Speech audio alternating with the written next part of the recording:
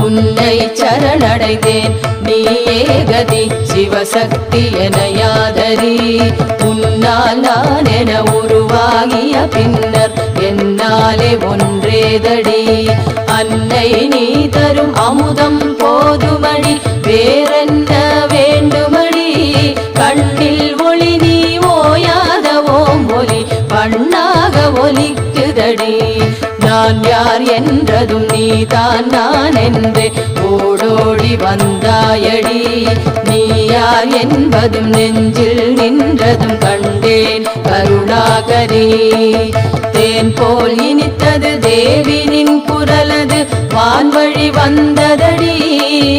ஏன் தானோ அது என்னுள் புகுந்ததடி ஏழையன் பாக்யமடி